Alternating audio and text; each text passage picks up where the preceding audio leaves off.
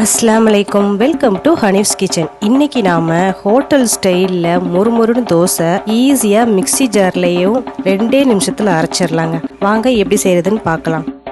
இதுக்கு நான் ஃபஸ்ட்டு ஒரு பவுல் எடுத்து இட்லி அரிசி 1 கப்பு போட்டுக்கிறேங்க. நீங்கள் இட்லி அரிசி யூஸ் பண்ணலாம், இல்லாட்டி சாப்பாடு அரிசி யூஸ் பண்ணிக்கலாம், இல்லாட்டி ரேசன் அரிசி யூஸ் பண்ணிக்கலாங்க. நான் இட்லி அரிசி எடுத்திருக்கேன். இது 1 கப்பு நான் சேர்த்துக்கிறேன்.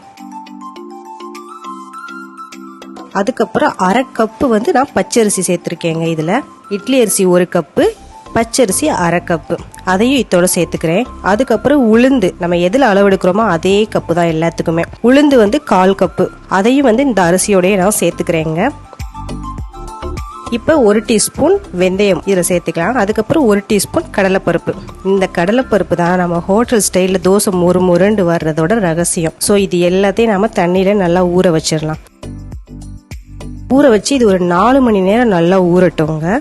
இப்போ 4 மணி நேரம் ஆச்சு. இதை நம்ம மிக்சி ஜாரில் போட்டு அரைச்சிடலாம். இதில் நான் 2 ஜாருக்கு இப்போ அரைக்க போகிறேன். ஃபஸ்ட்டு ஒரு பாதி அமௌண்ட் எடுத்து இந்த மிக்சி ஜாரில் போட்டுடுறேன். நீங்கள் எப்பயுமே ஜாரில் போடும்போது ஃபுல்லாக போடாமல் ஒரு 3/4 வாசி மட்டும் நீங்கள் அரிசி போடுங்க. அப்போ தான் உங்களுக்கு அரைக்கிறதுக்கு அது நல்லா ஸ்மூத்தாக வரும். அதுக்கப்புறம் நான் ஒரு 1/4 டம்ளர் தண்ணி சேர்த்து கரெக்டாக 1 நிமிஷம் நீங்கள் ரன் பண்ணால் போதுங்க மிக்சியை. பாருங்க, சூப்பரா இந்த மாதிரி ஒரு கன்சிஸ்டன்சில நம்மளுக்கு மாவு ரெடியா இருக்கும். இதை நான் ஒரு கண்டெய்னர்ல சேர்த்துக்கிறேங்க. அதுக்கப்புறம் மீதம் இருக்க இந்த அரிசியை நான் மிக்சி ஜார்ல போட்டு 1/4 டம்ளர் தண்ணியை ஊற்றி கரெக்டா அதே மாதிரி 1 நிமிஷம் நான் மிக்சியை ரன் பண்றேங்க. இப்ப பாருங்க, அரைச்சாச்சு. இதையும் நான் இந்த கண்டெய்னர்லயே சேர்த்துக்கிறேன்.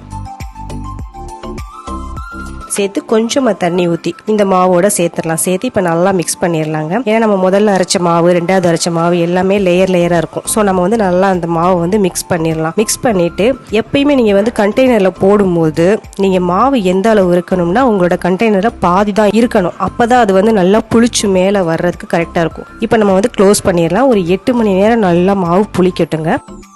இப்போ 8 மணி நேரம் ஆச்சு. பாருங்க, மாவு நல்லாவே புளிச்சிருச்சு. இப்போ இதை நம்ம நல்லா மிக்ஸ் பண்ணிடலாங்க. மிக்ஸ் பண்ணிட்டு நான் இப்போ இதுல இருந்து ஒரு 5 தோசைக்கு மாவு எடுத்துக்கிறேன். எடுத்துட்டு இதை க்ளோஸ் பண்ணி நான் ஃப்ரிட்ஜில் ஸ்டோர் பண்ணிடுறேங்க. இந்த 5 தோசைக்கு எடுத்த மாவுல மட்டும் தேவையான அளவு உப்பு போட்டுக்கிறேன். நீங்க எப்பெல்லாம் தோசை ஊற்ற ஆரம்பிக்கிறீங்களோ அப்போ தேவையான அளவு உப்பு போட்டு சுட ஆரம்பிங்க. முதலே உப்பு போட்டு மிக்ஸ் பண்ணி வச்சுக்கணும்னாலும் வச்சுக்கலாம். நான் அப்படி செய்ய மாட்டேன். எப்போ தோசை சுடுறேனோ அப்போ நான் உப்பு போட்டுக்கிருவேங்க. ஸோ நீங்களும் கண்டிப்பா இந்த மாவை ட்ரை பண்ணி பாருங்க. ட்ரை பண்ணி பார்த்து எப்படி இருந்துச்சுன்னு நம்ம கமெண்ட் பாக்ஸ்ல நமக்கு ட்ராப் பண்ணுங்க. அப்படி நம்ம சேனலை சப்ஸ்கிரைப் பண்ணிருங்க. அப்படி பக்கத்தில் இருக்க பெல் ஐக்கானையும் கிளிக் பண்ணிருங்க. தொடர்ந்து நம்ம எல்லா வீடியோஸும் பார்த்து என்ஜாய் பண்ணுங்க. தேங்க்யூ.